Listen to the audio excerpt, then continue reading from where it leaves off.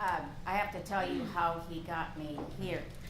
I had a double knee replacement surgery, so I'm sitting here with ice on my knees, and I had a knock on the door, and so I hobbled to the door. Here was Greg with a potted plant and a little balloon. A little balloon.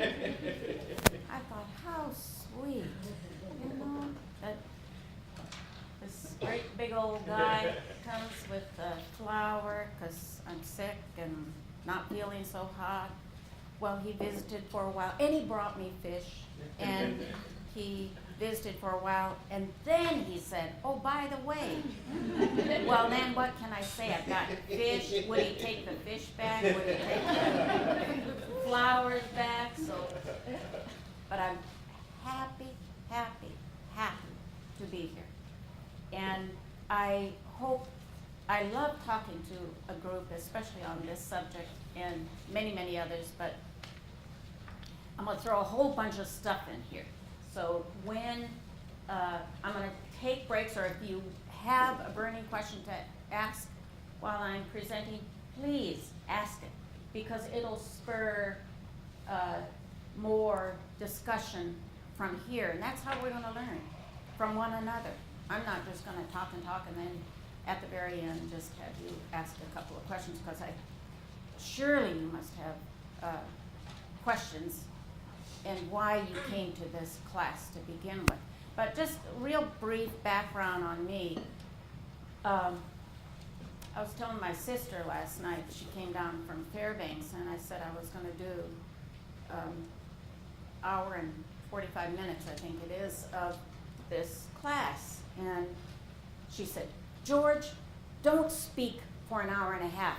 People will go to sleep. Just speak for 20 minutes and then have them ask questions. I said, okay. So she said, watch your clock. Put it down in front of you. Okay, I'll do that. And then the second thing she said, which it was almost like when I was a little boy and learning about this Georgianna Lincoln.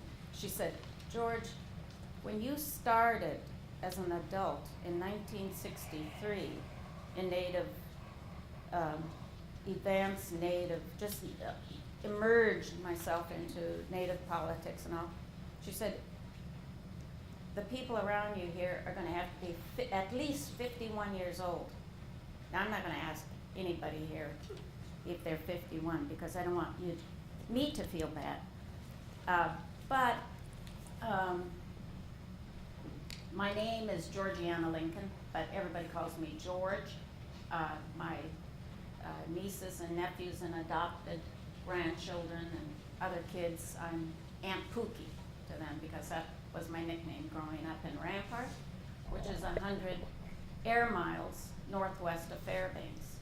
And we came from a very small Athabascan village. I didn't know there were people of color.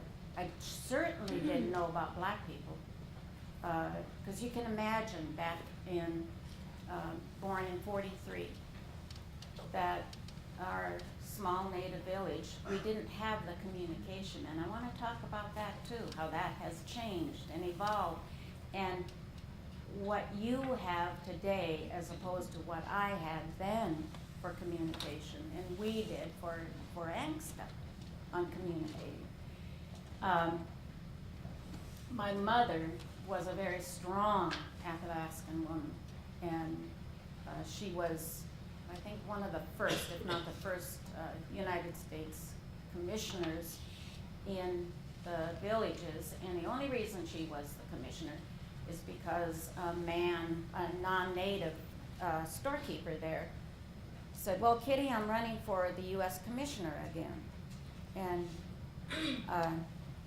she went home and she talked to my dad, and she said, you know, he's been U.S. commissioner for a while. I think I'm going to run. And he said, she told him, well, she was going to run against him. And he said, but Kitty, you're native.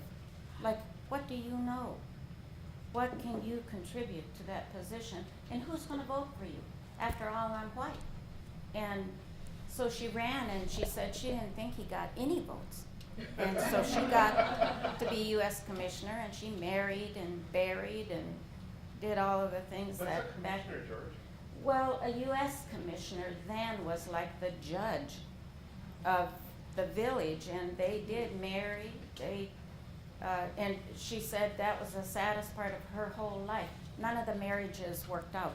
And she was so sad when she told that. And they were kind of the justice of, I don't want to say justice of peace, but they were the sheriff and everybody there. And my mother was a very loving woman. And so I know that she made a very good U.S. Commissioner. And that never went to her head. So there were 7 of us kids in the family, and my name, Indian name, is Gitza Haltoon, which means a chickadee. And there's a whole story to what my name means. And I think back on what Senator Albert Kukash said, and has said, I've heard him say many times, when you're born, you're given a name. But somewhere in your life, you have to reach down and pick up that name and carry that name. And I really believe that somewhere in my early life, I did reach down and pick up Gitza Haltoon. When we moved to Fairbanks, because there wasn't much in a way of, we had 7 kids, and there was no real job in our village. My father and mother decided we'd try Fairbanks. So I moved there in 52, and I was in 4th grade. And I just remember Rampart being such a fun, loving, we just loved one another. It really was being raised by a village. And moving to Fairbanks, when we started school, I had long brown stockings with this garter belt. You guys wouldn't understand, but it was just a hoop with a snap that we snapped our stockings on with. And I still have one of those stockings, a pair that Mom darned, and it has, I think it's a whole new bottom of where she darned this old brown stocking for us. And bib coveralls, shoe packs. I don't know if any of you know what a shoe pack is, but it was just a lace-up boot, or a mukluk that we had, boots we called, canvas boots, moose-skin boots, that Mom made once a year for all of us kids. And braids. And I thought I was cat's meow, I'll tell you. When I went to school in Fairbanks for the first day in 4th grade, I went and I had my shoe packs and my coveralls and pigtails, and I was raring to go. Well, I got there and there wasn't a soul that had shoe packs or brown stockings or girls with, well, maybe there was a few with pigtails. But I remember coming home and telling my mother, Mom, I don't want to be an Indian. And she asked me what I meant. And I said, I don't look like anybody.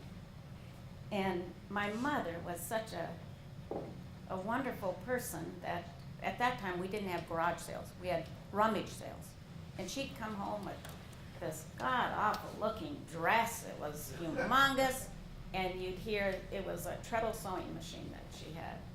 And you'd hear that sewing machine going, and the next morning, here was this dress that fit us.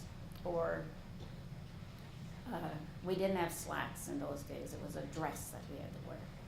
And she tried to make us feel like we were fitting in. We didn't have a vehicle, so communication in the urban area became very difficult. And I think what Aaron was talking about earlier, being an urban native is much more different than being a village native, because you just walked everywhere and you were raised within your village by everybody. And in the urban area, gosh, it was hard to see our relatives or know where they were. And so, believe it or not, and I know that Greg would never believe it, I was shy. I didn't say a word all through school. I struggled. I sat on that last row, and the teacher never even called on me because they just, Native people, we all sat in the back, and they never called on us, never challenged us, so we never said anything. And then all through high school, I never had a date. Didn't go to any proms, and often wondered why, were we so, what was wrong with us as Native kids that we weren't invited? And it was an awful feeling. And we had to be counted as Natives, that at the beginning of the year they'd say, all of you that are Native, please stand. So here, our back row, we stood, and all of these chairs would turn around and look at us like we were some freakish something. It didn't give you that good feeling that somebody was asking about. It made you feel like you were different, but not in a good way. And so then, when I graduated in 1960 from Lathrop High School in Fairbanks, there was the Fairbanks Native Association that had just started. And my mother had encouraged me to join that organization, and it was more older people. What was older was 30s and 40s, and I was 20. Well, I don't even know just about 20, I guess. And my gosh, what they were talking about was what I had been feeling all those years. The injustice, the discrimination, almost sometimes hatred. And I thought, this is where I belong. And so we started speaking up, a very small group of us. There was no more than 15 at any one time. But those that were there, because there was what did they call that now? Satellite, the old satellite system that was there, and Al Adams was there, and was part of the FNA. Sam Keto was there. John Bergamaschi was there. And I remember some of the leaders that were there, but we pushed one another to talk about these injustices that was going on in Fairbanks. And I wanted to mention early on when, now I'm sure that each one of you have a cell phone. And you can text, you can tweet, or whatever all these different terms are now that I don't even understand or know how to use. But email, text, call, leave messages. But then, we didn't have any of that. And if you called from Fairbanks to North Pole, you were paying a long distance charge, and a healthy one. And we had the Fairbanks phone book, but it was hard to get phone books from across Alaska. So we didn't have that communication system. Faxes, I remember going into the senator from the Arctic Slope when they first came out with a fax machine. And he said, Georgianna, look at this. And it was absolutely this, as big as this table, if not a little bit bigger. The fax machine. And he said, do you know that I can put in this letter and they'll get it in 2 to 3 days, and I'll get a response in 2 to 3 days? I went, wow. This was in Juneau. Wow, that's tremendous. Because then, you think about it, we had to write longhand our letters, even during the land claims, when we first started our land claims. And in '63, we were talking about land claims. but we didn't really know what that was. And being as a woman, we were making soup and sandwiches and selling soup and sandwiches to have enough money to send the man to Washington, D.C. And I often wondered, why are we sending all these men? I mean, we're the women, we're the ones that are writing the resolutions. And we're telling them what to say, and they're asking us, what do we tell these guys in D.C.? But we're not going. It's the guys that went. And some of them came back with such horror stories, and we went, ooh, as women, oh my goodness sakes, they didn't do that, they didn't say that. That's not what we told them to do or say. And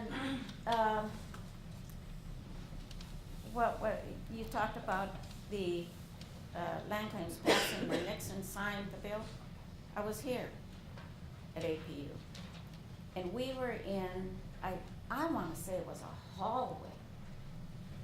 I don't remember it being a room, but a hallway. I'd like to see that tape. It was, maybe there were 6 chairs on one side and 6 chairs on the other, and it didn't go back even as far as this room. So there weren't many of us there. And we worked so hard for our land claims. That land claims would never have occurred at that time, or I don't know when it would have occurred, if ever. But the state needed a clear access for the pipeline, for the oil to be developed, and they needed to ensure that Native people were not going to later say, but wait a minute, that mile or 10 miles or 50 miles is our traditional site.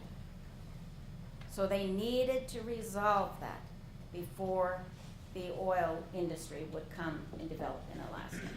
And that was why we had a land claims in. And so we were talking about what we needed protected. And number one, what would you guess number one to be for protection? What is it? Subsistence. That's what we were talking about. We needed to protect our subsistence way of life because we knew that this pipeline, we had to ensure that we could hunt for caribou, moose, fish, birds, gather, and not have that interrupted by whatever this land claims was. So that was the marching orders, subsistence and protection of our lands. The land claims was never, ever about us relinquishing the social services of the state, of the federal government. It was purely about land.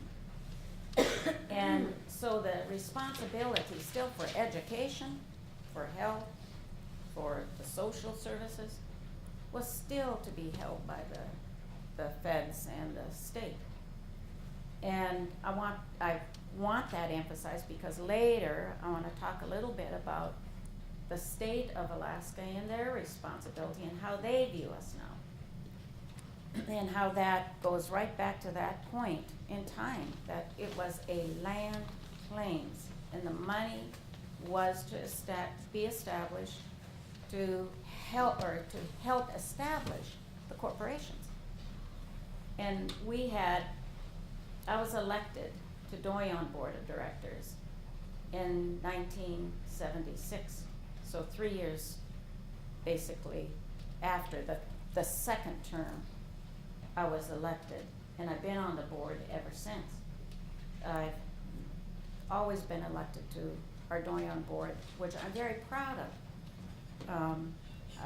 This last time, I think there's been 4 times when I've really questioned whether I should run for the Doyon board. And as I keep hearing, pave the way for younger, pave the way for younger. And so 4 times I said, well, let's let the shareholders decide that. this last time did not send a letter out, didn't make a call to see if the shareholders still wanted me elected. And I don't boastfully say this, I proudly and humbly say that I've always been the top vote getter or breaking the number of votes given to a director each time I ran. And that was always real humbling to me, that people, even in the Senate, the people had the faith that I was still that same person back in 1963 that was thinking about all of the injustices. And it's sad to talk about the injustices, and still today, the injustices. We open up the newspaper almost daily and you go, how, why? You hear it on the radio.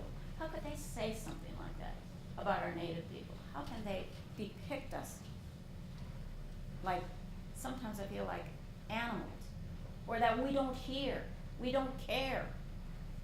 And so it's always been to me on our land claims, and you really think about this now. As a shareholder, which most of you are, and Doyon has, rightly so, Doyon in 1991, we voted, and it was by a slim margin, that we voted to open enrollment to those born after 1971. And the thought was, and it's true, that you deplete, or not deplete, but you end up by reducing your dividend. The more people there are, you have the dilution factor. And we have life estates, so when a child is born, the minute they're born, they're a Doyon shareholder until they pass.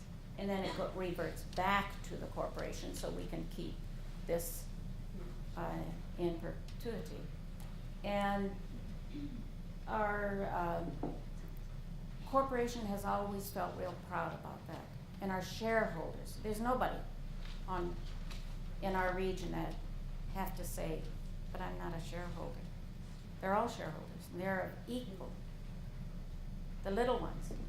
I talk to the little ones just like I do the 91-year-old, that they're equal shareholders, even though they don't get to vote until they're 18. To me, there's a lot of ways that you can participate in ANCSTA without having that right to vote. And the voting in a lot of the corporations, and I won't name them, but it's becoming expensive to be a board member. Easily. If you run for a Doyon board and you want to send material out to your shareholders for a vote, easily, the minimum is $8,000. Now tell me who in the village especially can afford $8,000. And so we have to look at a way, the shareholders really need to say, Doyon Board of Directors, we want you to look at a different way of approaching this, so it gives everybody an equal right to be elected. We used to have the board of directors, the current board of directors that are up for election. We profiled them, and here's who they were, here's who the board is recommending, and then, oh, by the way, those others that are running, they're on the back of the page. And I went, that's just not right. So I proudly say it was through my effort that we got now, everybody is on the front page, and we draw names. So Georgianna Lincoln might be 22 instead of 1 or 5. And so everybody has an equal opportunity. Yes? Does Doyon endorse like a board recommended No, slate? no, we used to. Okay. We used to. And we even called it a management recommended. And then it was board recommended, because management said, oh gosh, maybe we shouldn't be involved in this, although they were. And I've never supported that. I've never supported management endorsed slate. I don't support a board endorsed slate. I think our shareholders after all these years, they're familiar with how to vote. They wanna know who all of these people are. If they wanna know, gee, Georgiana, who are you recommending, then they can call me.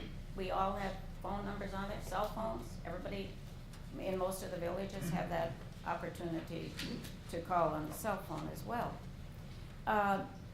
But I'm jumping around here. I wrote down my notes and then I'm not sticking to them. When, I always say that for us it's important to know where we came from. As Native people, we can say where we came from, who we are, where we're going, what we should be, what our goals are. And that's not the case if you ask Joe Schmo on the street. I don't know. I don't know where I'm gonna be living in 10 years. I don't know what I'm gonna be doing. And we've always talked about being proud of being Native and how you overcome all of what society lays at our feet as being Native. Someone asked about what it is today and how it differs. My goodness, I was thinking about Fairbanks and Anchorage both. There was no Alaska Federation of Natives when I started. There was no building that we could, the Tyonek, I think, was as close as it came.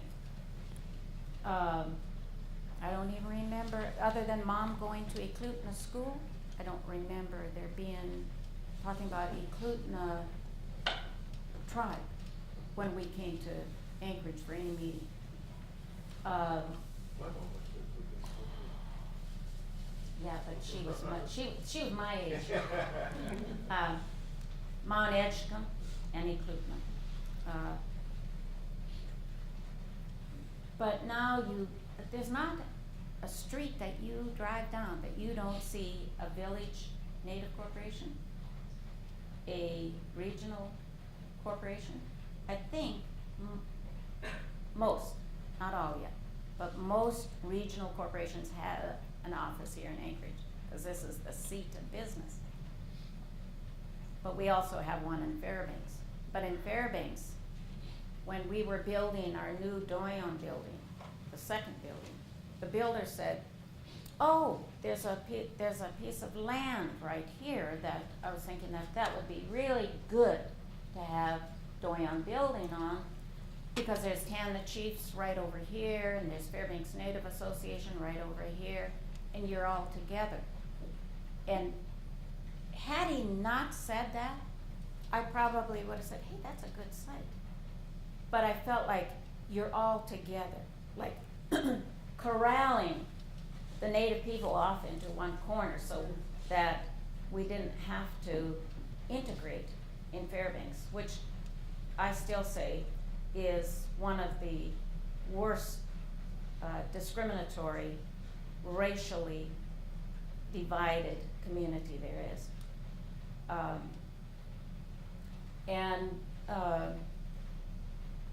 The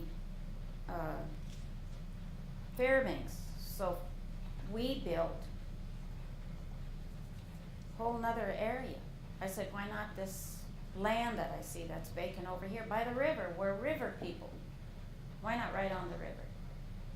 And they said, well, we could find out if it's for sale. It's a vacant land. It's for sale. So that's where we ended up building. But we still have to push that envelope.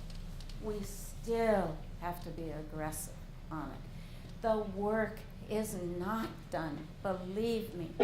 I told my sister, I hope that when I leave here, that if nothing else, that in your heads, you think that I can do that, I can be that.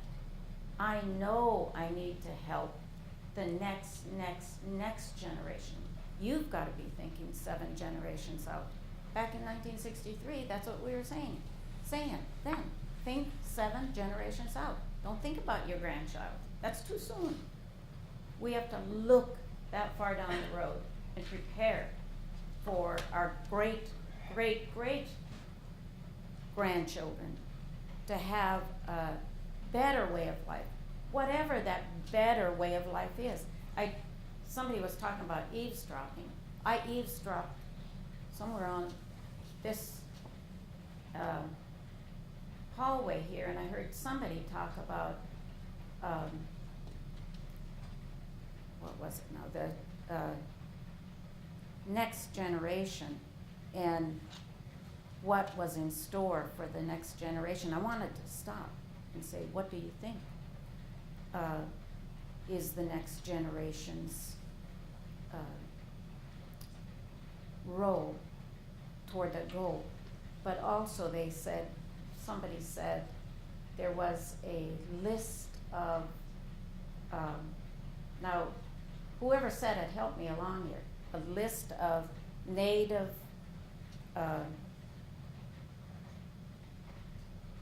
beliefs. One of you said that. The Catholic Crusade?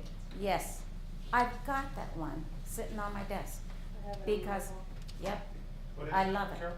It's what Willie talked about, Oh. the Catholic Crusade, they have posters and it talks about, Yeah, Willie said The the most values. important thing that he ever did. Yeah. We have something like that with Doyon, but we need to revise it, and I've got it on my desk because in the next board meeting in November, I'm taking that to say, here's what we have to do.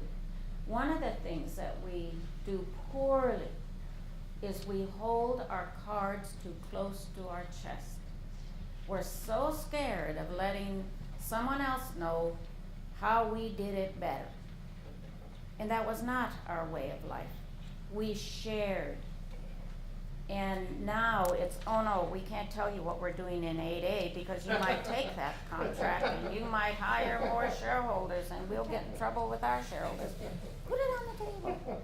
Talk about how we can grow together, how we can move forward together.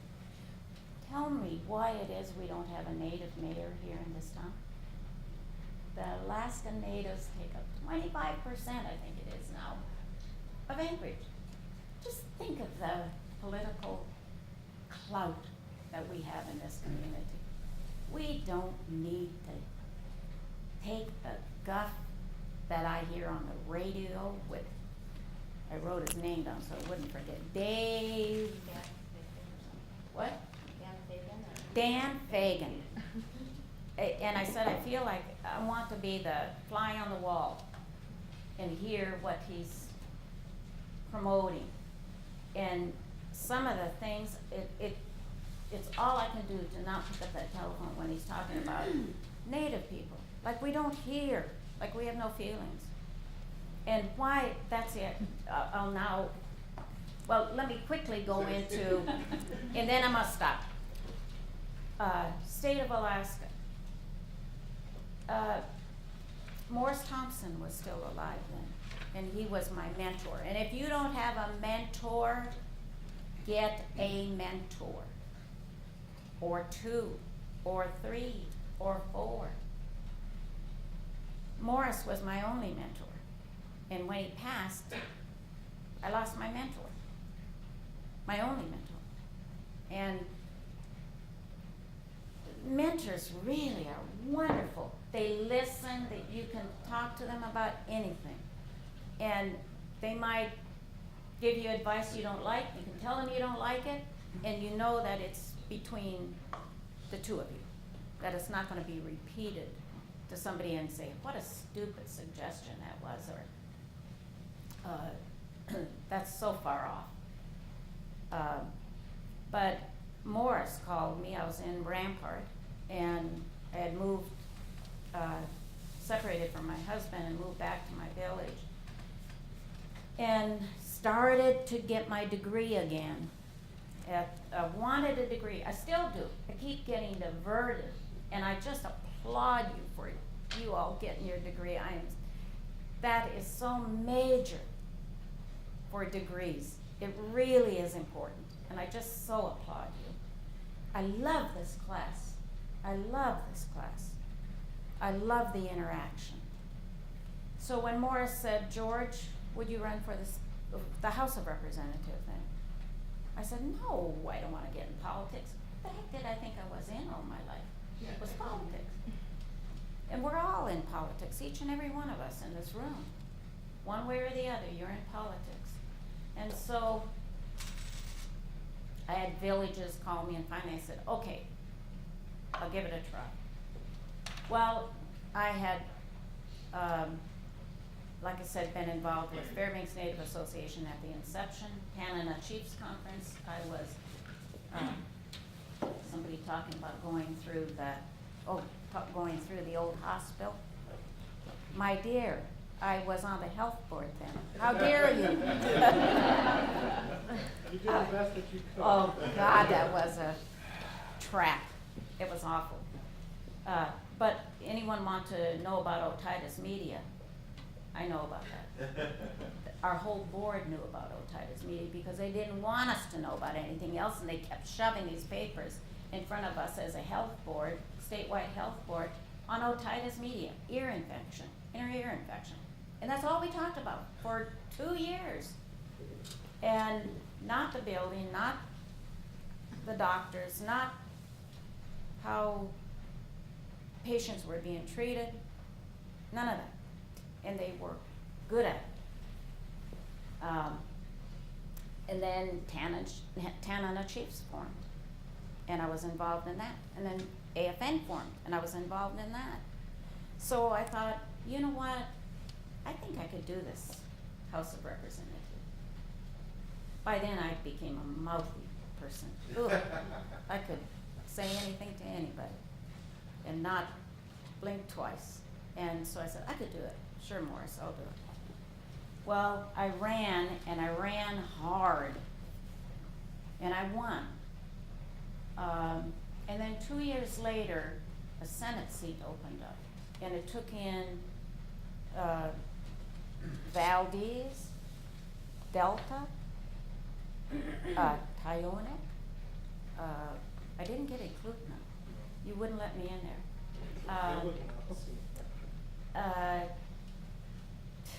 The whole interior part of Western Alaska, I mean, it was huge. So this man was, a non-native man, was in the House of Representatives, and he came over to me and he said, George, you're running for the Senate? And I said, yes, I am.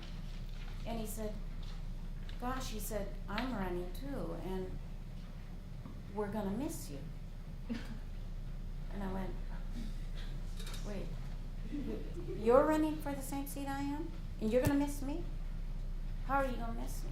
Well, I'm gonna win, because you've got Valdez, you've got Delta, you've got non-native communities. I went, and you've got native communities? And tell me the difference here. What are we talking about? We're talking about representing in the state of Alaska for the betterment for the state of Alaska, regardless of color. So, but he shouldn't have said that to me, because then I knew I had to run hard. And run hard I did. And I was traveling constantly.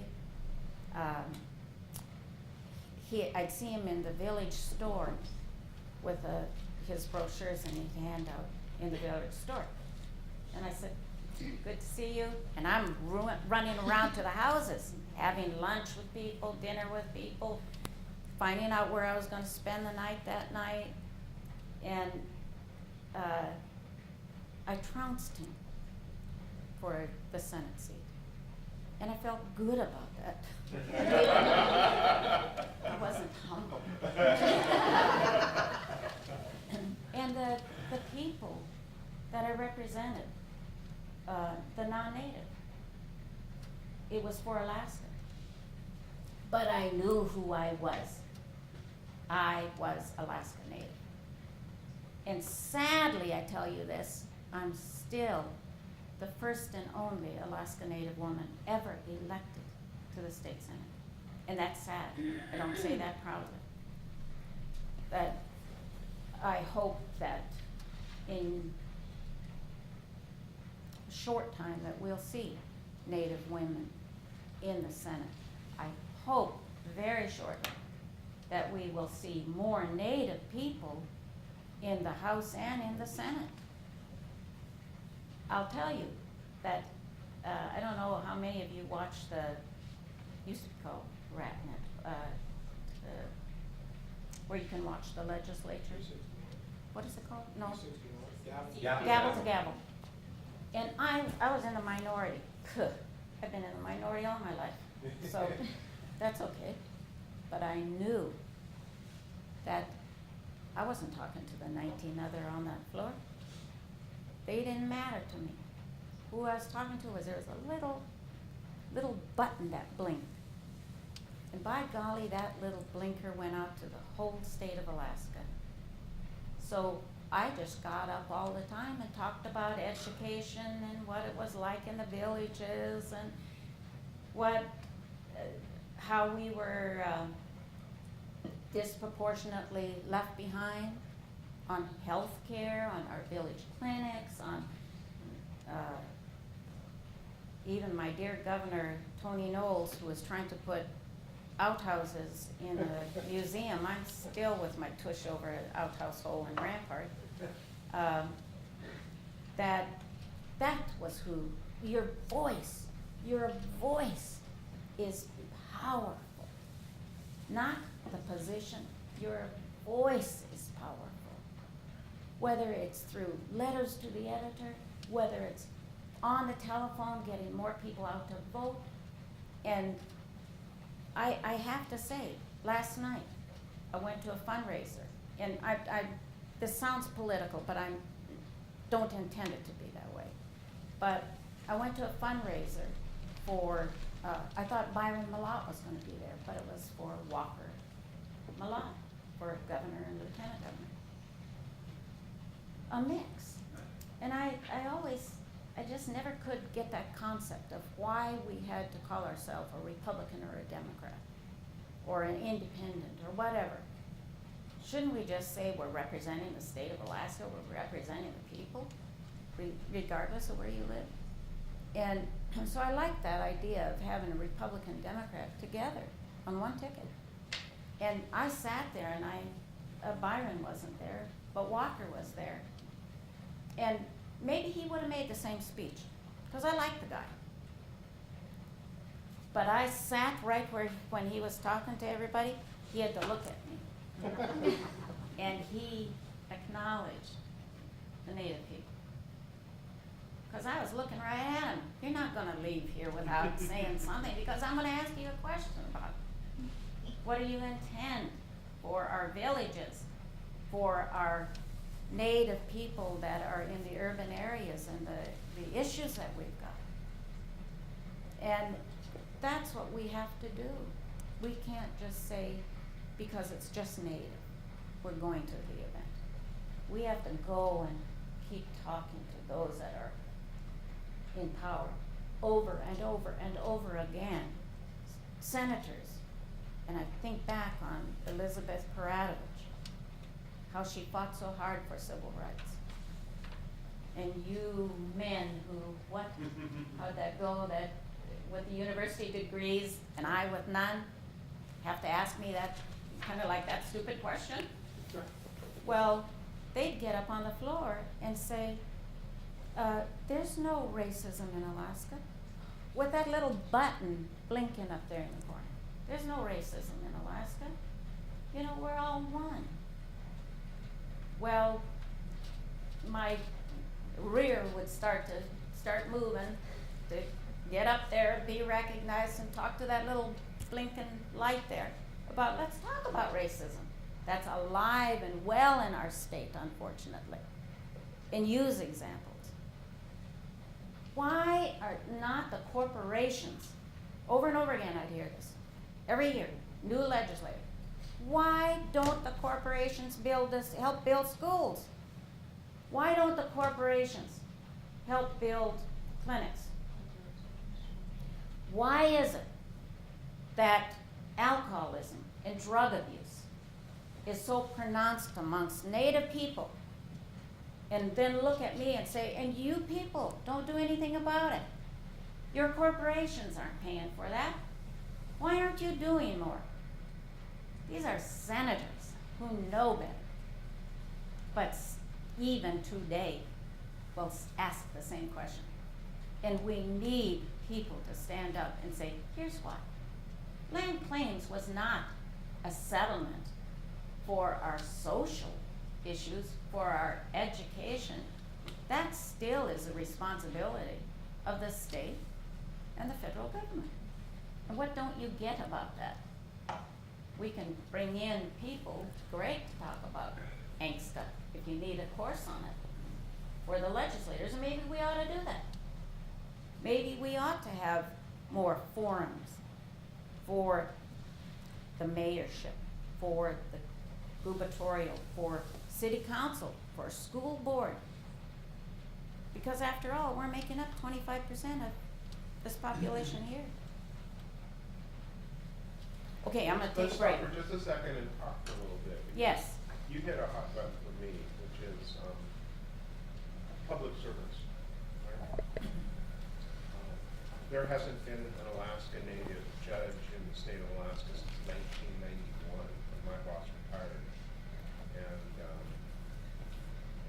the number of Alaska Natives that actually do public service, whether it's working for the state or working as a representative, those are such important roles for our people that have the capability of creating so much change that I think we have lost some focus on that.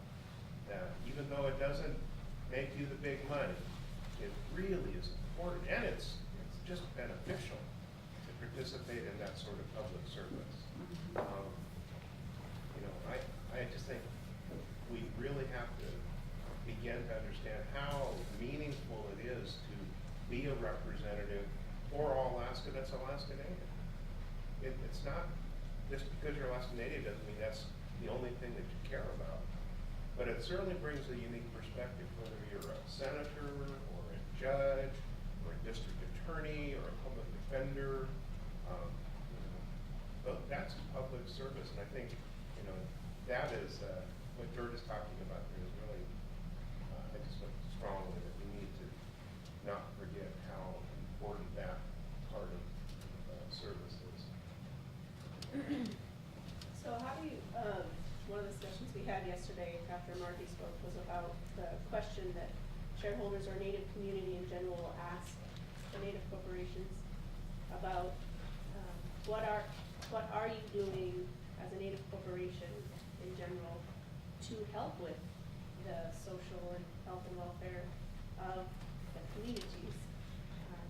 And hearing what you just said in terms of, the federal and state government don't, just because of land claim doesn't mean that responsibility hasn't gone away, but that constantly comes up as a question, I think, from Native people and shareholders of their corporations. And what has been your response to that?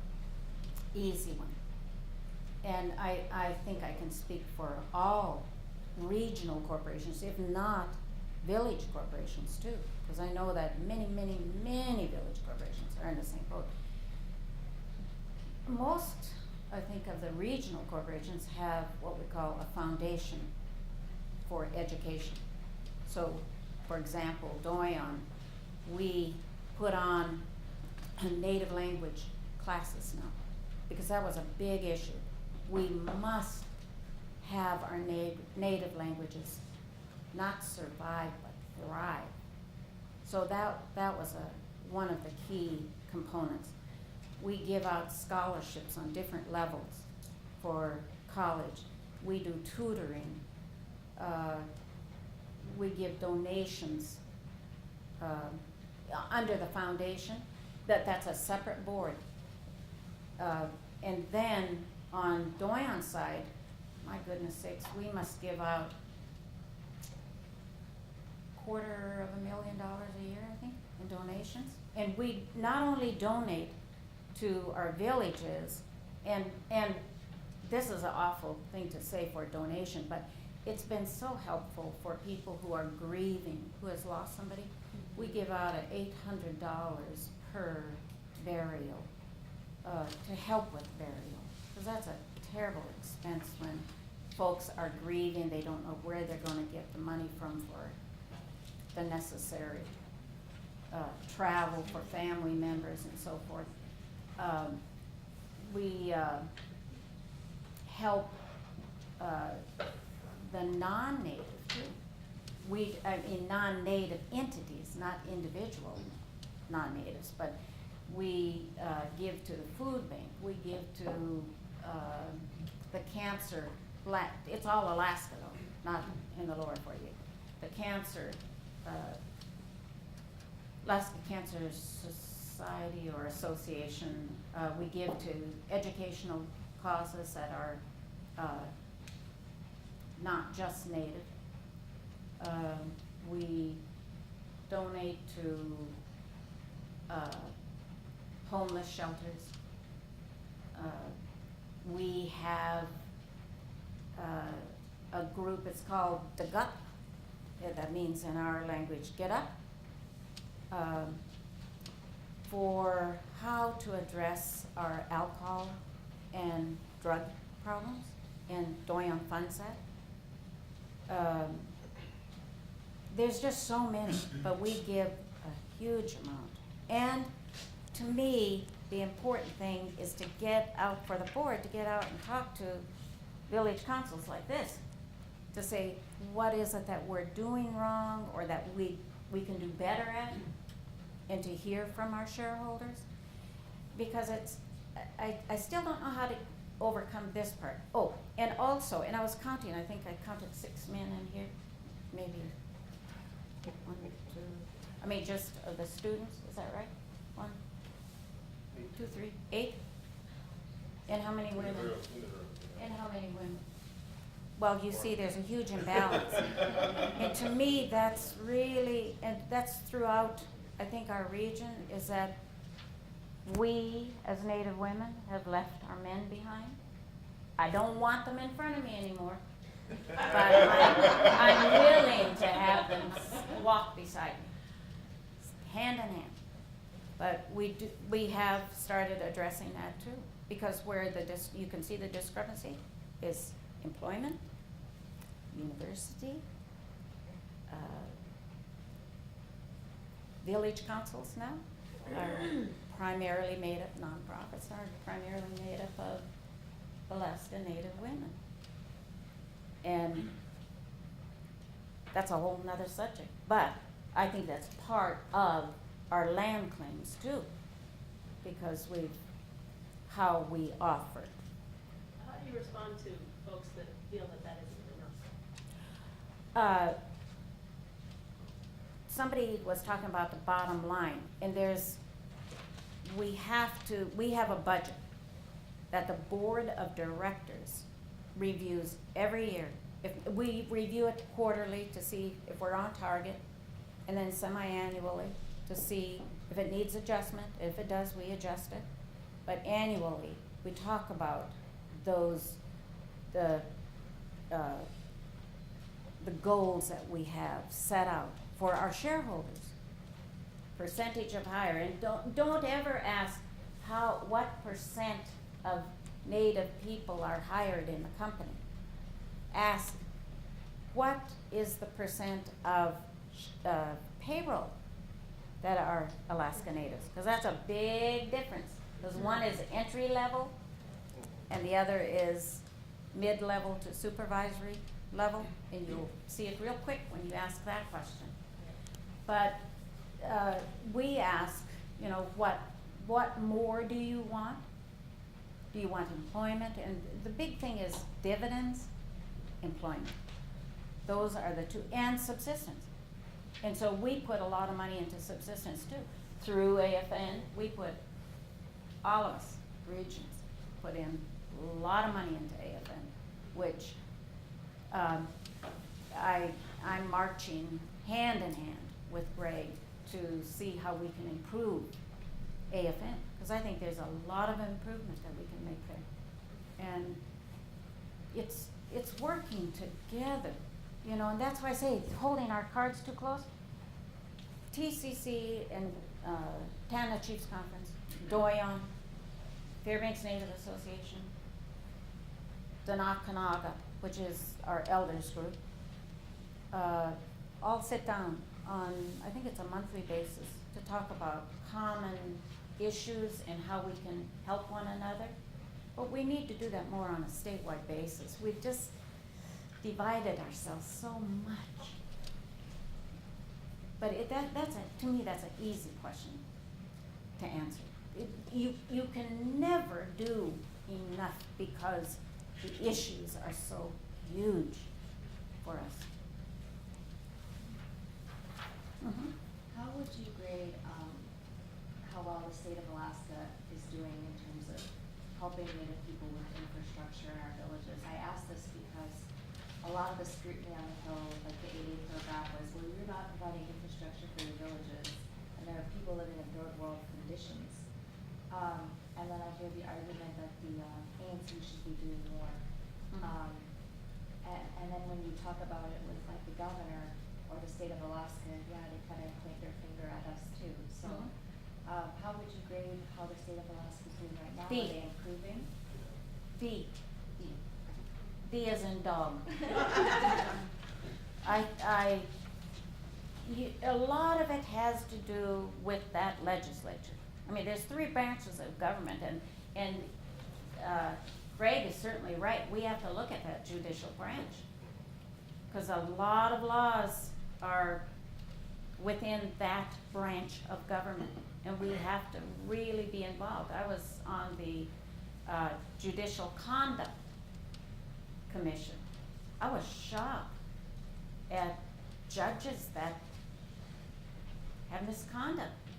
There's a judge that I think, I shouldn't say where, because but close to here, that is, they're hoping to get off of the bench. And we need to be involved in that, because they're making decisions on behalf of our Native people. But the legislature are the ones that are making the laws.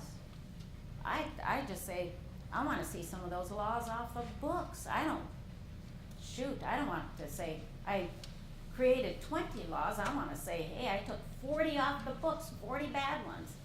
Amen. Amen. And so that's where I think we can make a difference. And we have to hold them accountable. They think when they go to the legislature, honest to God, they think they're king and queens forever, you know, and they got elected from the people. And they just have to be reminded of that, you know. By golly, you're just like those of us here in this room. And we're holding you accountable. But what we do wrong, I think, and I always would say when people would come down, where's your piece of paper? They'd come in and say, here's what we want for education, or here's what we want for health, or here's what we want for villages, but nothing in writing. And senators and representatives get so busy that if you get 15 minutes with somebody, you're doing pretty darn good. You better have your 15 minutes down tight. You better present it and say, I want you to look at this later, but here's what I want to talk to you about. And hold them accountable. And then get people out to vote. Hold the governor accountable. I mean, I could name some things that I think is outrageous. It's outrageous, I will say this on tape. It's outrageous to say, what is his big thing of, Choose respect. versus what? Choose respect. What's my options? Disrespect. Yeah, and I was so upset that at the Tana Chiefs Conference, he said, if you're a warrior, stand with me and choose respect. How many of you out there are warriors? Stand. And I wanted so bad to get up to the mic and say, define warrior. We're all warriors, but if we're warriors, we have to go with that program? If we sit down, we're not warriors. And, you know, to see what's going on now with the National Guard. Choose respect. So hold our people accountable. Hold our village corporations accountable. Hold our regional corporations accountable. We have our meetings in Fairbanks. We announce it to everybody. Here's when we're gonna hold our meeting. We have one elder who I swear to God, I said, you are the 14th member of our board, because she comes to every board meeting and sits there. But the ones who are the loudest at our annual meetings don't go to board meetings and are right there. And we even have our board meetings on Saturday to allow people to come. And never be afraid to speak up. Don't ever. Yes. Georgianna, I've never heard anyone earlier, you raised the issue of Alaska Native running for mayor of Anchorage, and that's interesting. I've never heard anyone keep that around, and there's always a group of natives that try to mobilize people to run for the legislature or obviously the governor's office, and that those runs have taken place and currently are. Do you ever recall an Alaska Native that made a serious run at the mayor's office? 'Cause I For don't. Anchorage? And the No. demographics, when you point that out, actually more favorable, and it certainly is a platform, 25% Alaska Native population versus 19% statewide. Yeah. Wow, We what an could get a idea. mayor elected. And in I just Fairbanks. don't remember anyone ever running that was No, Alaska I Native. don't. You just focus on the state, Yeah. but the biggest village in the state is Anchorage. Yes, and just think what the mayor Absolutely. does. In Fairbanks, the native people of Fairbanks elected the mayor there. And it wasn't a native. But man, I tell you, he might as well be native. He gets up there and he speaks for native people, and he knows who put him there. Same way with a US senator or senators. Know who put them there. But we have to continue to hold their feet to the fire. Just because it happened once and they're there, no, don't take our vote for granted, buds. But we have to think about those key positions and the judicial as well.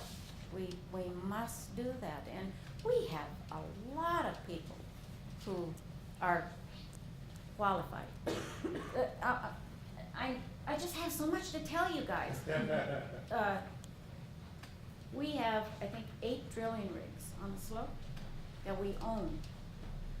And I go up there to the slope, I say, okay, come on, what can we do better to get this promotion up the ladder?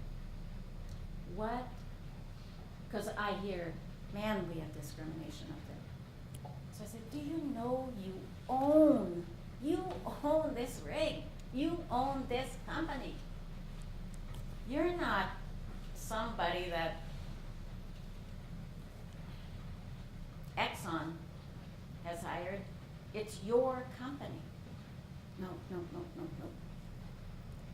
Can't say anything because there might be repercussion. There won't be repercussion. You got the board of directors on your side. There won't be repercussion. If there is repercussion, somebody's very stupid that would say you're fired because you spoke to a board member or whatever. That would be really stupid. So, we have been, and I included, we were taught very early on, respect the Bureau of Indian Affairs, the school principal or teachers, the minister, storekeeper. You just say yes. And it's really hard to say, hey, wait, we're the leaders now in our community. It's really hard. So we have to relearn, and you all have to pick up your names now and march with it. Because those of us that have been around this long, knees are given out. I think that's all so far. that we want to turn over the baton to the younger people. We want to turn it over to the next group. Yes? I have a question, Georgianna. Mhm. St. Mary's looked at the demographics of our shareholders, and a lot more shareholders live outside the village Mhm. compared to, Mhm. and then our seat, we have 5 board seats with A, B, and C classes, so they have staggered terms, 3 years each. Mhm. So the B and C seats are 2 seats each. So when we have elections and have board members or candidates that are interested in running, I think it's fair to just say having the top vote getters Mhm. be elected rather than classifying B1 or B2 or C1 or C2, because that would, I don't think that would be fair, because, well, We don't have, there's pros and cons to that system. And we just have an open for Doyon, which, I mean, you've got folks that live outside, worldwide. We have, our distribution is, I think, 25% in the villages, 25% in Fairbanks, and 25% outside of our region, 25% in the lower 48. So, you know, that's, you look at it that way, but we thought, gee, should we have a seat for lower 48? Should we have a seat for Anchorage, seat for Fairbanks? But we do, just like you said, top vote getter. But you have to be careful when you do that you make sure that those that are voting, that you don't lose your village voice, that they wouldn't be elected from outside of your village, and then you have no village voice. Those are the ones that I want protected. I got a question for you, George, and comment, I guess, on your thoughts. But so I described at AFN, you know, our efforts over the last 3, 4, or 5 years to open up AFN and kind of modernize it, and to bring in the tribes as voting members eligible for the board of directors, and just the difficulty it was to overcome 40 years of tradition, which is, I think, in every Native institution, tradition is a very strong factor.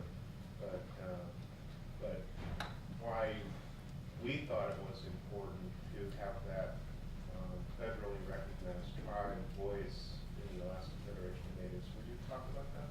Well, as I recall too, that the tribes felt like they were left out. That it goes back to the same thing that we're talking about just now. That you have to really look at it, that you don't end up with a lopsided board.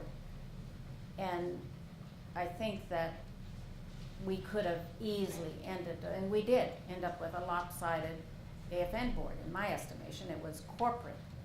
And the villages were saying, wait a minute, you know, corporations and tribes, there's a difference there. And I believe that strongly, that we're all shareholders, that we're all tribal members. But we need to ensure that each group of our Native people are included, not have exclusion, and that we felt that it was a comfortable mix of that. And I think that it's gotten to that point now. Yeah, it's where- kind of what Aaron was talking about, you know, convincing them that, you know, if you really believe the 10 needs to be the Big 10, then you're gonna have to change the way you think about these things, you know. In the way we thought, let me tell you just, it was a little bit of the same thing. In 1976, when I got on the Doyon board, you would not believe how naive we were.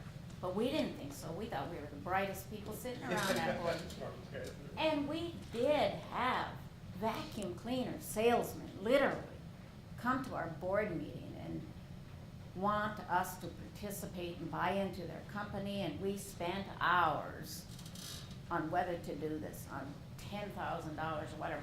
If we have now our president who was born after 1971, we've got a number of our board of directors that are those that are born after 1971. And I love it. I love the mix of the elders, because now I say we are they. Elders and the young people, because you have,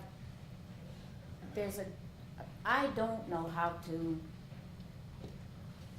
tweet. No, I don't know how to tweet. But the young people know how to tweet, and if that's important to Doyon, I don't know. But they're there to tell us and to explain to us what that means. So you need to have that kind of a balance. But at AFN, I think we were lopsided, so lopsided. And it was because we've always done it that way.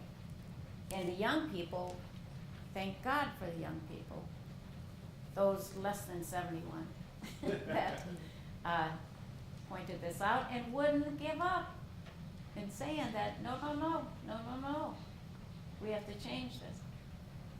And thank God for leadership of Greg, who sometimes I can say, oh, what the heck do you mean if I, as a chair, you want a chair like Greg who can balance as you're going through, and you can have a Georgianna on that side being very loud and pounding the table, and you can have somebody who doesn't say anything maybe, and he draws them out. So it's just really good to see that we're making progress, but it isn't overnight. In fact, I just wrote him an email, and I don't know if he read it yet. That She's a tough task.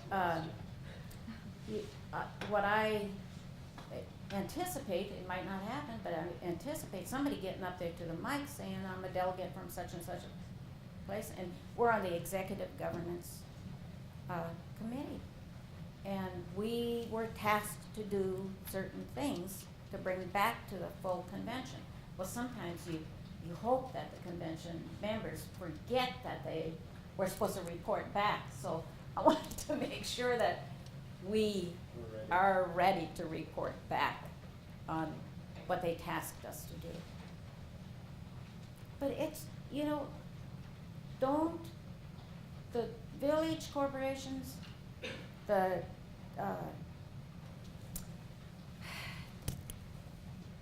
I put down, and I wanted to make sure I mention that,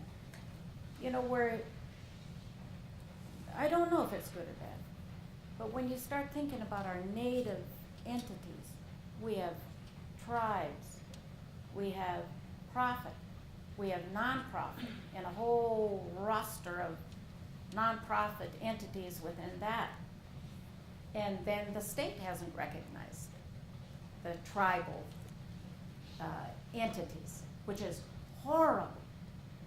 That subsistence could be resolved by the state legislature. Hasn't yet. And there's a reason why it ended up not being included in the land claims. But that's one I really believe we should never have given up on. We should not have. But there's a long story with that, and I'm not one to tell it. But we start dividing ourselves up, and we shouldn't do that. I think I'm tribal, I'm corporate, I'm native. I'm native, and then all these things under there. And the other thing that you all have to think about, and this is something we've talked about for a long time, we've deluded ourselves much more than we had in the past, where we've many native people in Alaska that are less than a quarter, but are not, they can be a tribal member, but they can't be a corporate member. And the corporations and the young people are now saying, hey, I've lived in Rampart all my life. And I'm sorry that my mom married a non-native, but she did. But I associate with being native. And so I want to be enrolled. And it's up to the board to decide that. And twice now it's come before our board, and one of the elders said, if you want your kids enrolled, marry a native. That was all he'd say to us. And I'm not sure you get to sometimes choose who you fall in love with. So that's something you all are gonna have to figure out, of blood quantum. That's kind of left out there. Now, did we have, wait, did I have a, well, Jared asked a question. One man asked the question.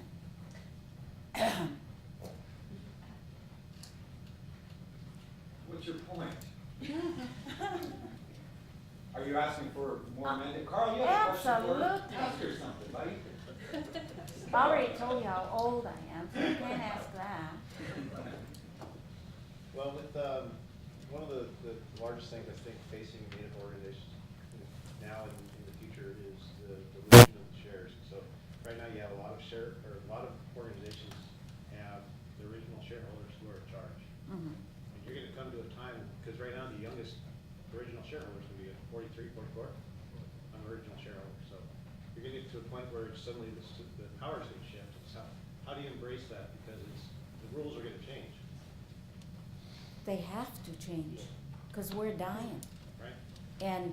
But you have boards that don't recognize that. And you, or I don't mean you, but that's where being loud and getting organized is going to change that. But if the board, if, like for us, it's, no, I forgot the term.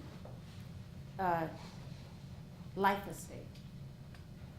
So you don't have that constant dilution, because when those that are born after 1971, they can't will or gift their shares, but they are 100% shares, but they're life estate. And so far, nobody seems to have a problem with that, because they can vote and do everything as a shareholder, be a shareholder. But it's different because it's life estate until you pass. If you open it up to having a full 100 shares, let's say, and it's not life estate, you'll have a tremendous dilution. And I think that won't pass the board. But I think a foot in the door, then you move further. So that, I believe that they need to embrace opening up their roles, and they should talk to Doyon and others who have opened up their roles, and to say, okay, what's the pros and cons? But those who are pushing for that need to talk with those that have opened up their roles, those who have not, and to present that as facts, not we would like, but here's why. I think they should plan for it, because what's gonna happen is eventually the power's gonna shift, and then it's gonna be where having shares is not as important as the services that are being provided. So essentially, like right now, our organization has, elder benefits, so. Yes, we have that too. When I'm 44 now, by the time I get to be an elder, I don't know if the benefits are gonna be there, Mhm. because they're gonna vote, and it's gonna be a different level of power. Yeah, So- yes, we have double for an elder, and you have to define what an elder is. Some Ours is- define 55, ours 60. Original shareholder 65 and over. 65. Carl nailed it, because that represents over 100 of our shareholders, and that's a check that's cut every month to the Yeah. tune of almost $50,000. I don't wanna say it's self-serving, when you look at the number of our board members that qualify now or will very Yep. soon, but when Carl gets there, I can almost bet it won't be there anymore.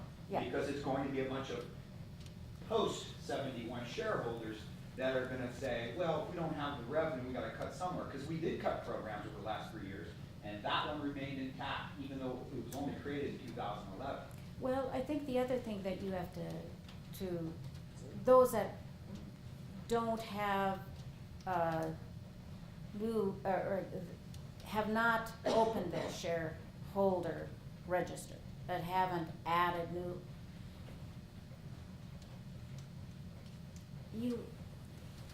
I mean, for Doyon, I know that we'd say, I as an elder appreciate the young people on the board, cause they've got,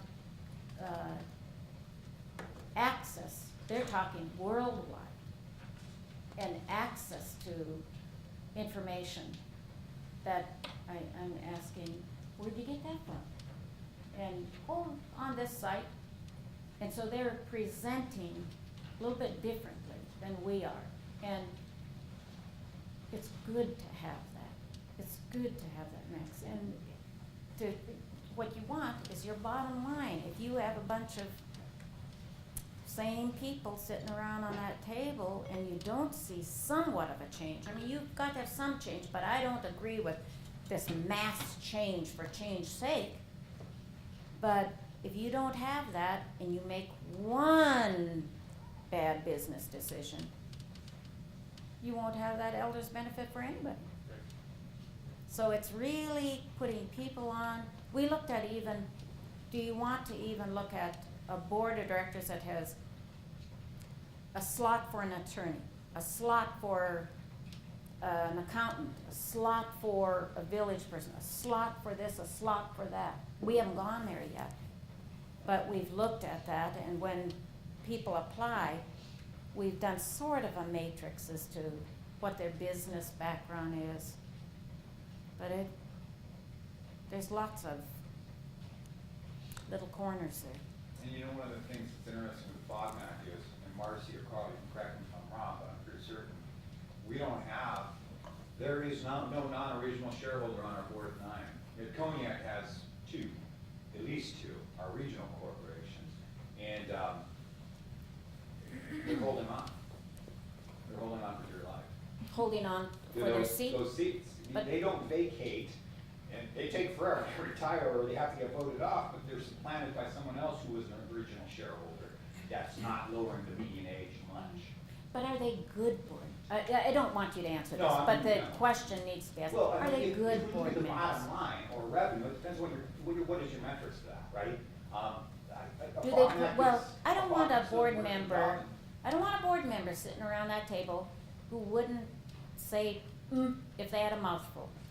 And we certainly have had those that, what good is it? What good is that? It doesn't help the shareholder any, but, I mean, if shareholders went there, they'd see that.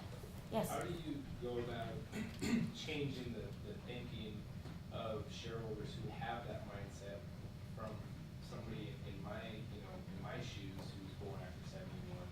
If I question anything that they're trying to talk about, they automatically go into that defensive mode and tell me right away, respect your elders, know your place within this company. How do you go about changing that mentality? Because like what Aaron brought up, you're possibly turning away who could be a future leader of your company. Mhm. And And you say that. I mean, when you go before, it's like the court, when you go before the court, you better have all of your facts down, all of the pros and cons to present that. And to present it in a manner that isn't offensive to people. We've had people that, you have to sort of get a little bit thick-skinned, but I don't wanna get so thick-skinned that I don't care. But, I've had people say, you're so old, get off of the board. Well, is that the criteria, age? I mean, is it, if they told me that I'm not participating, if they told me that I've made bad business decisions, then it makes you think. But I think that you have to make the argument that you need a mix, and here's why. There's a lot of pros on why that should be. Well, it's like business, it's just diversity, you wanna diversify, you don't wanna have all your eggs in one basket, so the board should reflect, if they say diversify your bottom line, you should diversify your board. but sometimes that's a foreign concept, you know? The other thing I'm thinking is that kids being born right now will see in their lifetime no original shareholder, and they get to be elders. 100 years will pass since the passage of ANELP. We're already 40 years in, so everybody, if the corporation doesn't open up, every one of the shareholders will be a descendant of an original. So, when you put it in those sorts of terms and get people thinking about that, you realize that, again, it's like you said, it's not about you or your grandkids, it's 7 generations out, and what are you doing? And so, it is going to change, and I think blood quantum is going to be something that's going to have to be addressed too, because even as inclusive as, for example, Doyon is, I have my wife's nieces and nephews, they just fall. She's 7/16, so her brother's 7/16, so the kids then become,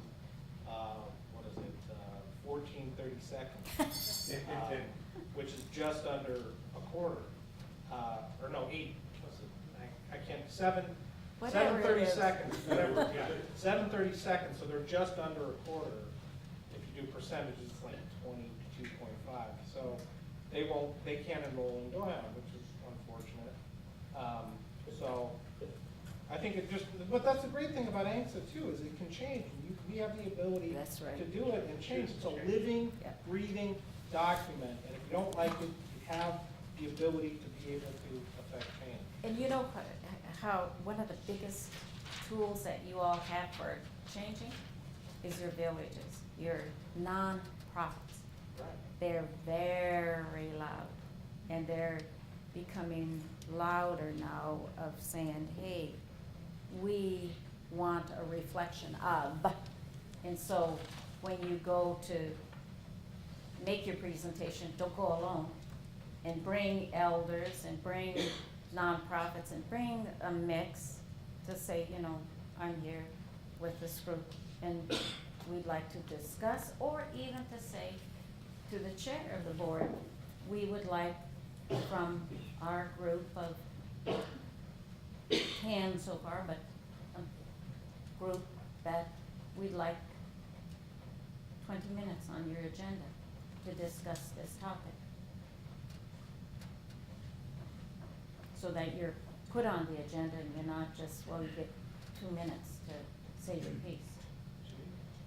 Yeah, when I was in DC, there was a lot of scrutiny on the ADA program and government contracting. One of the big scrutinies was that we hired a lot of non-native people, and that we were providing high compensation to non-native people. How do we encourage more native people, whether they be shareholders or non-shareholders from other companies, from other regions, in management positions and in these different industries? Because sometimes you'll get non-native people giving you their opinions on like land and the trust, and I'm like, I really don't care what you think. I mean, but I'd like to hear what the native people think of this. Well, you know that 8A is very complicated, as you know. And it's almost like when we give scholarships, that we're educating our young people to move out of the village. Because where are they gonna get a job with your degrees? So you're encouraging them to move out. And then when we say, gosh, and Doyon has 8A throughout the country. We'd like you to move to Texas to take over our security program that we've got down there. Well, then you're not only moving them out of the village, but you're moving them out of the state. And there's a big concern that we're not hiring under the 8A, but most of the 8A is in the lower 48. So it's just a tough balance. But what you have to look at is not, in that case, I think your shareholder hire, but what is the result of that 8A? How is it benefiting the people back home?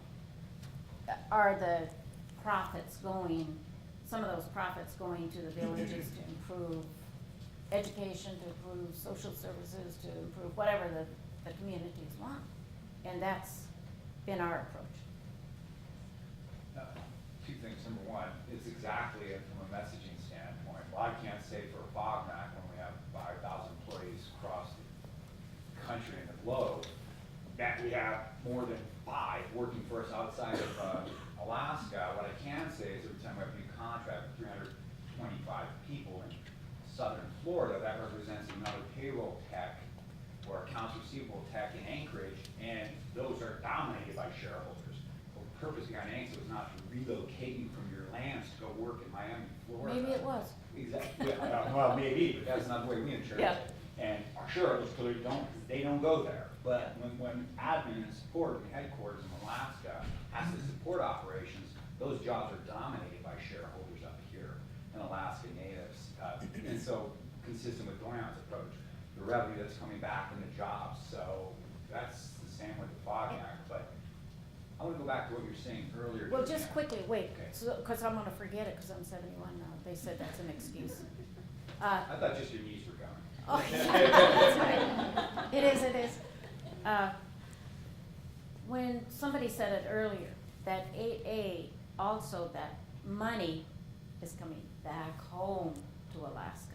And that money is being circulated throughout the state, whether that's air fares, whether that's grocery stores in the villages, school, I mean, it's circulated here.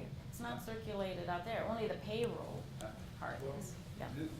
The other thing I was just gonna address, and I'm not coming from it from the same perspective you do, but the lack or the disproportionate underrepresentation of male leadership in the Alaska Native community.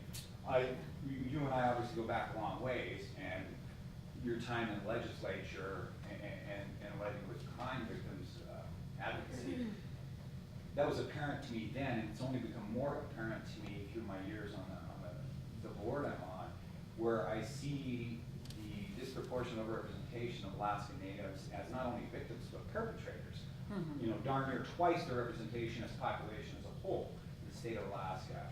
And it ties together. I don't care if there's more guys in the ANC world or not. It doesn't make a difference to me, but it does from the perspective when they are perpetuating dysfunctional or violent behavior and then perpetuating that cycle to the next generation. And if I was gonna sit here and look at the Aleut and the Alutiiq, the way I see it is you have Alaska Natives who were a patriarchal society, and they would go out and, for lack of a better term, their machismo was tied to hunting Providers. and providing, and they would come back. And for the Alutiiq, the more successful you were as a hunter, going off in your kayak or inland and coming back days or weeks later, the longer your sea lion whiskers were on your hunting visor as a symbol of that. At least when the Russians came in and conquered the Aleuts and the Alutiiq, those men still, their skill, while they were conquered, and that's emasculating, their skill was still of value. As in, you're better otter hunters and seal hunters than we are. We're gonna slave you and do that because that's a marketable value to us, and we'll take it back to Russia and we'll trade it with what you do. So at least there was value in that. Fast forward into the purchase of Alaska by the US, and you have the native male, this shift in being emasculated and devalued to going to ANCSA and a Western economic model, capitalism, nearly $1 billion, and you have the corporations in your land go forth and prosper. These men weren't equipped to do it. And all of a sudden, what was marketable was monetary value to them, the hunting, the trading, what you brought back, the pelts, is no value. You're not monetizing that. So it was subsistence of no value in capitalism. So these men, all of a sudden,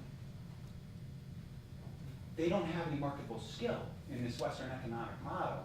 Alcohol becomes pervasive here, and women are filling the void, because the last 15 years, I can't count how many Native women have arisen to become presidents, CEOs, or chairs of the boards, or in politics.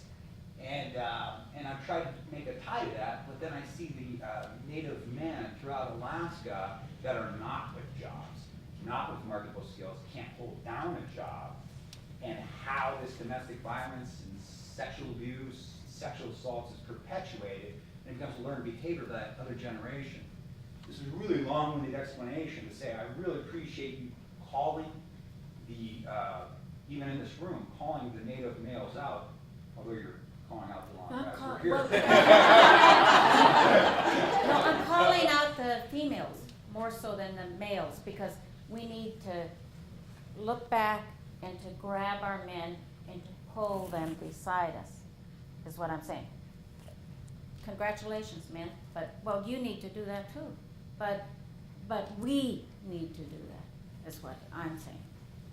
I you know, like and the I message, think- you just don't, you don't hear it. Yeah. And a lot of times, it's gonna have to be guys talking to guys without females present. The And from my elders and perspective. youth, there's, which is coming up 2 weeks, the elders and youth, they have a man's house and a woman's house. No women are allowed in the man's house, no men are allowed in the women's house. And that's what they've been talking about. But I mean, I see that exactly as you state. I see that, and, I mean, in my head, I know part of that solution. In my head, I know that part of it. But it means, in part, I mean, you all are meeting men in the university system, that you got 8 men here. Yeah, there's no way that you men are gonna survive with all these women. Because it, you know, you need 50-50 if you're gonna look, I mean, not, I don't mean look for a husband, but I mean, if you, but a lot of women need, wait, I said that wrong. Woo.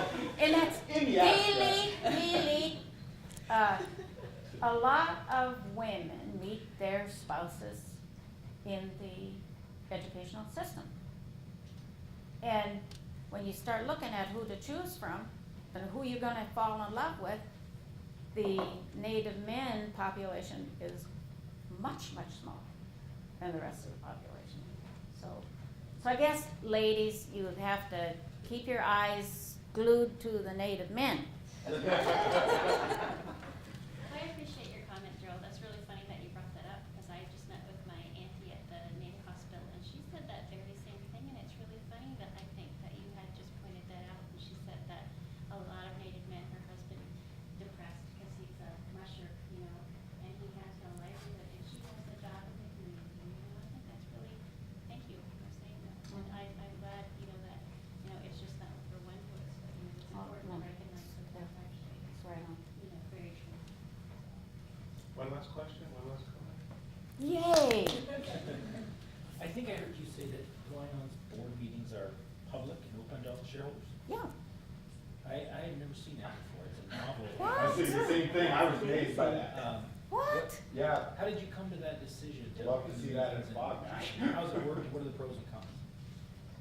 Well, my goodness, I would think that if it's not open, I mean, you can call an executive session if it's personnel, but I would think that you'd be in court so quick if you Oh. said locked doors and you can't come into your meeting. It's the shareholders' meetings, and so, Ours I can't is an executive conceive. session almost the whole time. well, it can't be an executive session. Without public session for this much, and then the rest goes. But if it's an executive session, then I think you need to look at your bylaws or articles and to find out when they can call an executive session. And then they have to come out Yep. of that executive session and state, you know, either their decision or they're out of executive session. But there's no way, I mean, why would the shareholders allow that? Why do you allow that? I think it's one of those things where it's the way it's always been. So you assume that's the way it's. Brian? No. I was gonna ask you the same thing. Ours they're pretty secretive, I think. Oh, my goodness Pretty. sakes. Okay, very. Then you Sure.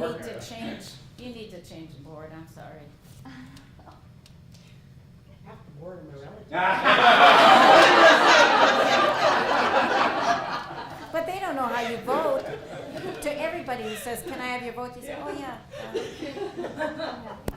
Oh, goodness, I can't imagine that. I That's mean, a good just- nugget, I really appreciate you saying that, cause I just always operated, before I became a shareholder, you just assumed this is the way it was, I've never paid attention to Oh. bylaws. Tradition. And that could be 30 years Fiddler of, on the roof. 30 years of getting away with things that probably shouldn't. Oh, How many no. shareholders do you have that attend the board meetings then? Well, that's what I say, there should be more, but at our annual meeting, oh my goodness, we sit up there and we, get beat up and beat up and beat up at our annual. And then the same people, and then they say, oh, Georgianna, I wasn't talking about you, Oh, yeah, you were. If you're talking down there, you better be fine then. But I say, come to our board meeting, come to our board meeting, because we have 3 times that you can say shareholder comments, and 3 times the morning, afternoon, toward the end, shareholder comments, So you And- review, business proposals and? everything. And, Everything. oh yeah, the only thing that we don't review that we call executive session, we announce that it's something that might affect a contract, that you can't have in open session. If it's personnel, you can't have in open session. If it's specific financial that,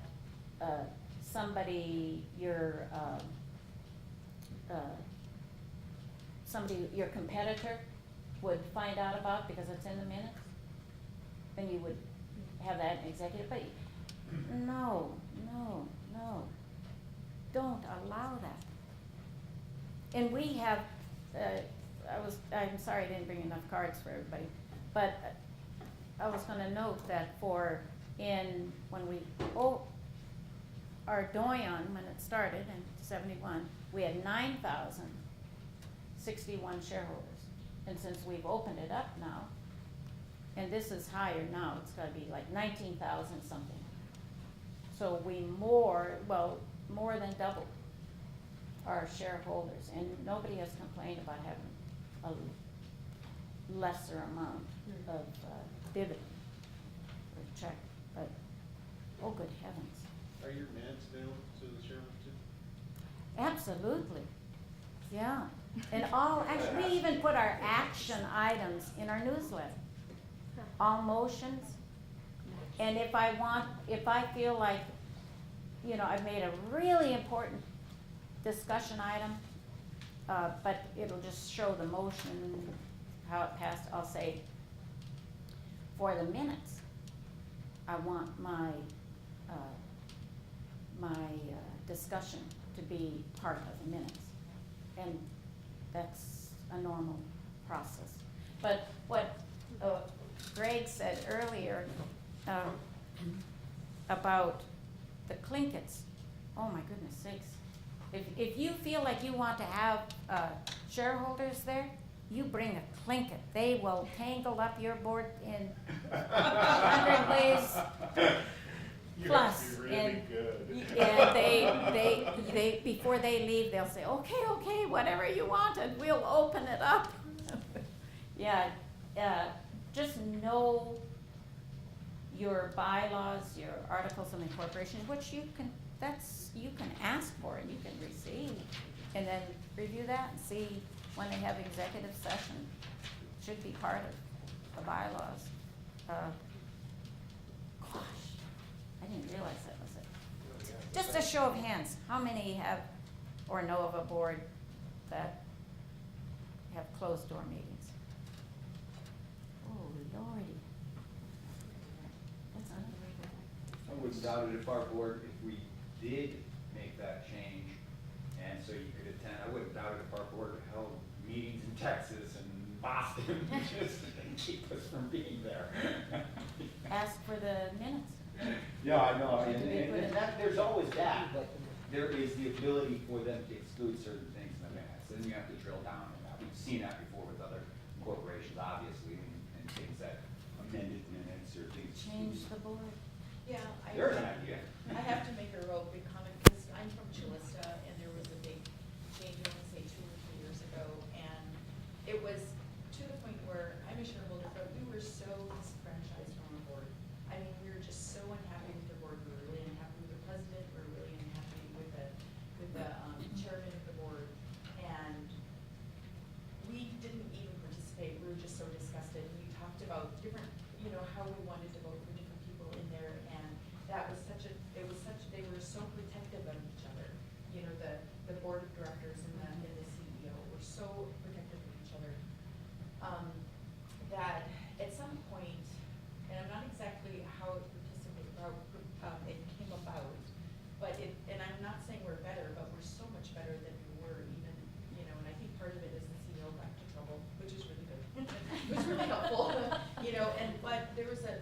part of us that we're just like, okay, we're gonna really try to rally. There was a small group of us that said, we're gonna really try to rally. You know, what we did is we had a local elder, and so, and who, was actually, she's the mom of one of the women that we wanted on the board. And so there was also some Facebook things going on, and we're like, let's not stand for it, let's really vote somebody in, and we want to get at least one more person in there that I think represented the board. And so, and that since then, I think it started a snowball effect. And I think that, and so we had got at least one person in there that I was proud that she's on the board, right? And then this time around, we have a couple more, and now we One have. at a time. It takes some time, but I think even having the conversation of putting someone out there, even if they're just the scapegoat, they're gonna run for board, and you start that discussion amongst your people. I think that's really, really important, and maybe they're not gonna get it, but you're gonna get it going. So the next time around, that conversation isn't a brand new conversation, people are used to that idea, and so it'll have a snowball effect. Use social media, that was really powerful. I did that. Yeah. Uh-oh. Yeah, it's, I was, real quickly, I was thinking back on terminology and all. When I first got on the board, well, who knew what a shareholder was? We talked about shareholders, dividends. Dividend? What does a dividend mean? And contiguous. I couldn't even pronounce that word. But contiguous. Our lands had to be contiguous with the state and the feds and village corporations, and so, the touching on the corners or wherever for our lands. And we learned a different language. And really to have your shareholders understand that language. Angstke I think it's a difficult act, and somebody was talking about sharing with your shares or whatever it is. We've always shared. I was just thinking about reading about splitting the whale. That so much goes to the captain, so much goes to the community, so much is saved for Christmas and Thanksgiving. I mean, there's always the ways that we shared and we divided, and it was a dividend. But we just called it something different. Good Lord, work on that. Oh. Okay, last question, and then we'll be Do you done. know if the ANELP CEO group has looked at how gifting is actually happening in terms of the original stock? Because I've seen more recently where in order to get descendants into the other services, as was mentioned, that those things become more valuable. So instead of giving up the delusion, they'll give one stock to their children or grandchildren, just so they have access to those other services of scholarships and preference on hire and all those other things. Has that ever been looked at in terms of how the gifting is happening from the original shares to what the original shareholders actually have now? Yeah, I don't know what the CEOs, if they've done that, It's but, not as a- but I know that everybody treats it differently. And I'm glad that, until they really figure out who the shareholder is, that they allow, I don't care if it's 100 shares or one, if that's a native person, I want them to be able to participate in the services, I hope you take away from George how important it is to speak up, that your voice counts, your voice really counts. Don't sit back and let other people make decisions for you. Exercise your voice, exercise your vote, participate. Otherwise, change will just be evolutionary. It's just going to slowly happen, but it can be revolutionary if you use your voice and you participate and you persevere. Relentless perseverance. And have your facts, Yeah. have your facts. Have your argument. Yeah. All right. Thank you so much. Thank you. You can be here.